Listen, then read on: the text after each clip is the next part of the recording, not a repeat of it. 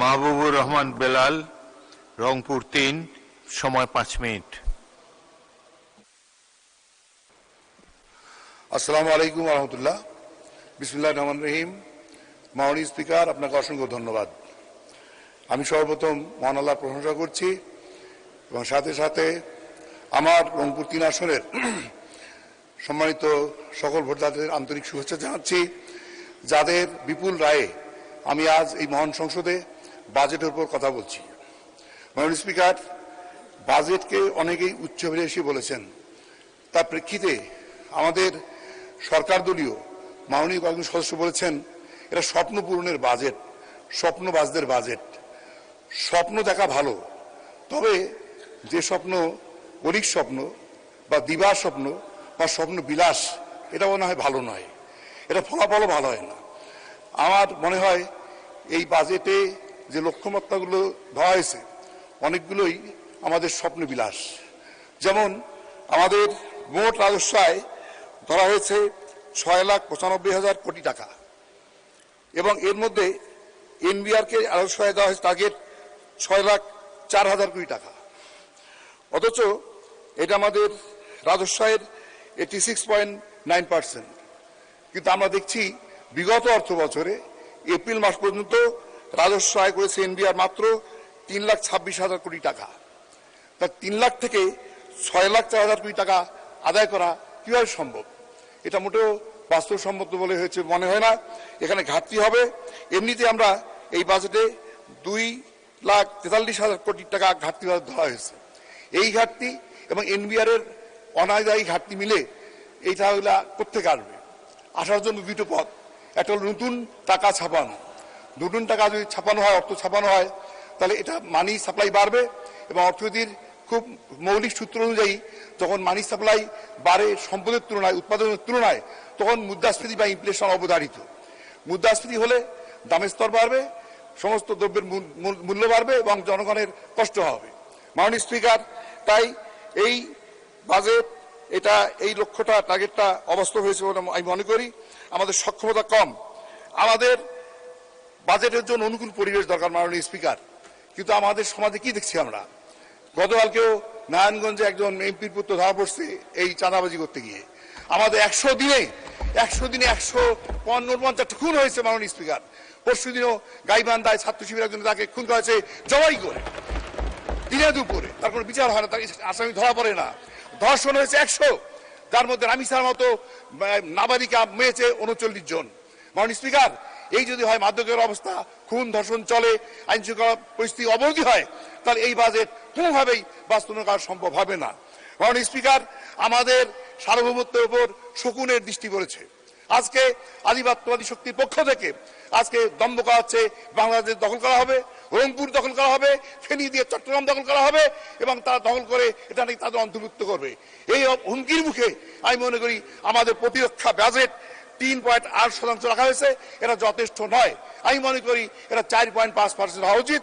তাহলে প্রতিরক্ষার সামর্থ্য যদি আমার অর্জিত হয়, তাহলে আধিপত্যবাদী চোখ রাঙানি আমাদের দিকে তাকাবে না। আমরা আধিপত্যবাদী শক্তি প্রভাবকারী না। আমি মনে করি সরকারের ব্যাপারে দৃঢ় অবস্থান নেওয়া দরকার। এ ব্যাপারে তাদের হুমকির ব্যাপারে তীব্র প্রতিবাদ এবং নিন্দা করা দরকার, যেটা আমরা দেখছি। মাননীয় স্পিকার, আমরা মনে করি যে এই বাজেট যে বাস্তবায়ন হবে তার মধ্যে প্রধান একটা অন্তরায় রয়েছে। মাননীয় স্পিকার, আপনি জানেন যে আমরা 12 ফেব্রুয়ারি 2টি ভোট আমাদের দিয়েছিল জনগণ। এটি ছিল এমপি নির্বাচনের ভোট, আর ছিল গণভোট। গণভোটের রায় সংস্কার প্রস্তাব এখনো মানা হয় নাই, বরং আমরা জনগণের আশা হচ্ছে গণভোটের আলোকে ভোট বিজয়ী হয়েছে 70%, এজন্য সংস্কার হবে। সংস্কার না হয়ে বলা হচ্ছে যে আমরা গণভোটের রায় মানতে বাধ্য নই। কাজেই এই কথা শোনার পর যারা গণভোটের রায় দিয়েছে হারের পক্ষে, তারা যদি একটা মানবিক বাংলাদেশ গড়ার জন্য, ইনসাফের বাংলাদেশ গড়ার জন্য, ফেসিবাদ মুক্ত বাংলাদেশ গড়ার জন্য যদি তারা আন্দোলনের নামে তার যে পরিস্থিতি কি হবে, তখন কি বাজেট মানার মতো বাস্তবায়ন পরিবেশ থাকবে? মনে হয় থাকবে না। কাজে আমি মনে করি অবিলম্বে গণভোটের রায় অনুযায়ী প্রয়োজনীয় সংস্কার প্রস্তাব করে জনগণের মানের মধ্যে স্বস্তি ফিরিয়ে আনা উচিত। তাহলে বাজেট সংক্রান্ত হবে। মাননীয় স্পিকার, আমি মনে করি এই যে বাজেট যেটা প্রস্তাব করা হয়েছে এটার বৈষম্যের দলিল, ডিসপ্যারিটির দলিল, রিজনাল ডিসপ্যারিটি। এই বাজেটে উত্তরাঞ্চলকে রংপুর বিভাগকে অস্বীকার করা হয়েছে। মাননীয় স্পিকার, রংপুর বিভাগ এই বাংলাদেশে 25% কৃষি। ধন্যবাদ মাননীয় সদস্য। আপনার সময় শেষ। এক মিনিট, পরবর্তী 1 মিনিটে সাম আপ করেন। 1 মিনিট আমার কথা হচ্ছে, আসলে please please please 3 minute, please, 1 minute. 3 minute দেন প্লিজ, 3 মিনিট দেন প্লিজ। আচ্ছা 2 মিনিটে বলেন। জি মাননীয় স্পিকার, আমাদের রংপুরে তিস্তা মহাপরিকর মানুষ কাঁদছে অসহায়ের মতো। আজকে তিস্তা মহাপরিকর আলোচনা হয়, কিন্তু এর কোনো বাস্তবায়নের সুনির্দিষ্ট এখানে বরাদ্দ নেই। এই বরাদ্দ দিয়ে অবিলম্বে তিস্তা মহাপরিকর বাস্তবায়ন করার জন্য আমি দাবি জানাচ্ছি। আমাদের সিটি কর্পোরেশন একটি দ্বিতীয় বৃহত্তম বাংলাদেশের সেই সিটি কর্পোরেশনে 1 টাকাও এখানে বরাদ্দ দেওয়া হয় নাই। এটা বৈষম্য ছাড়া কিছুই নয়। মনে রাখবেন, এই রংপুর আবু সাঈদের রংপুর, যে আবু সাঈদের আত্মদানের কারণে আজকে আমরা এখানে সংসদ সদস্য হতে পেরেছি, আপনি স্পিকার চেয়ারে বসতে পেরেছেন। সেই রংপুরকে অস্বীকার করলে রংপুরের মানুষ তা মেনে নেবে না, আমরা মানতে পারি না।